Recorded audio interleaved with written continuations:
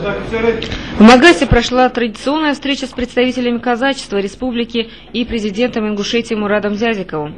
Северокавказский регион считается колыбелью российского казачества и инициатором возрождения современного казачества, сказал глава Ингушетии в беседе с казаками. Казачество наше цементирует все национальности, и у нас наше большое богатство, я считаю, это самое большое богатство нашей страны, это то, что мы всегда были многонациональны, многоконфессиональны. И Россия всегда была многодетна. И это как в такой большой, хорошей, дружной семье. Когда помощь оказываешь и сопереживаешь, и это делаешь, вот, помощь оказываешь не тогда, когда тебя просят, это само собой, а тогда, когда даже и в хорошем, и в плохом, когда мы вместе. Казаки ничем отличаются от остальных служилых. Они очень надежные, и вот этот дух свободы, мужества, наверное, как ни у кого.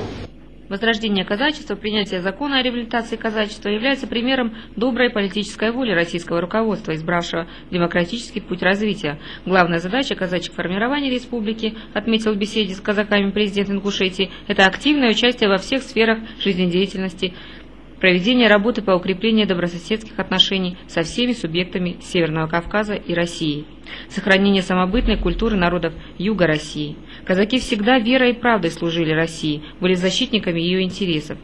Вы, как отметил Мурат Магомедович, способствуете консолидации общества в целом и поддержанию общественного порядка. И сегодня очень хорошо, что в нашей республике казачество возрождается. У ингушей было немало сынов, которые верно служили нашему Отечеству, не изменяя присяги, данной ингушами во время добровольного вхождения в состав России в 1770 году. Мы всегда помогали и будем поддерживать все благородные намерения и дела. Наша задача – верой и правдой служить своему государству.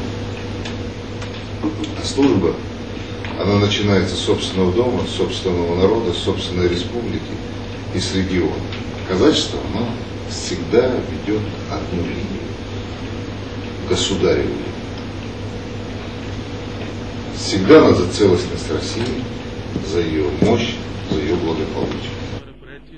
Атаман окружного казачьего общества по республике Ингушетия Магомед Батыров в свою очередь сказал, что он благодарен главе республики за ту работу, которую он проводит с целью возрождения казачества, стабилизации ситуации на юге России. Казачество приветствует и одобряет вашу политику по возрождению экономики Ингушетии, восстановлению дружбы народов, сказал он. Мы видим, какую большую помощь руководство республики оказывает казакам. Сегодня представители ингушского казачества работают в органах государственной власти, народном собрании, в общественных организациях. Вы всегда оказывали нам как материальную, так и моральную помощь. Мы знаем, что среди ваших родственников было 4 георгиевских кавалеров. Дальше продолжил тему Соломбек Евлоев. Он сказал, ингуши, русские и многие другие народы веками жили в мире, в согласии растили детей, защищали в боях свою большую родину Россию. Ингушские конники во всех военных кампаниях России проявляют чудеса храбрости, сражались. В русско-турецкой войне на Балканах 1877-78 годы ингушский конный полк в составе казачьей дивизии первыми атаковали крепость Шипку. И сейчас оттуда вот должны привести документы, где отмечены, значит, имена ингушей, записаны там даже. И за проявленную храбрость в этом сражении император России Александр II удостоил этот полк личным штандартом. Таких прецедентов раньше не было даже. Нет никакого сомнения, что у ингушей имеется сословие казаков. И это братство с казаками Дона, Кубани закреплено на полях сражений. Казачество и дальше будет делать все необходимое для укрепления согласия, мира и стабильности в регионе, сказал Соломбек Евлоев. Работой президента народ доволен. Республика успешно развивается, республика строится, республика имеет авторитет перед руководством России. Но людям хочется быстро, чтобы все делалось, а быстро все не делается. Для этого нужно время.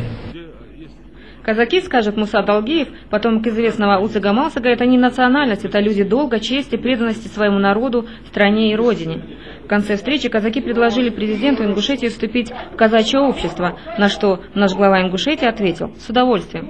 Елизавета Сампеева, Маз Гигеев, Фатима Хидриева специально для программы «Вести Ингушетии».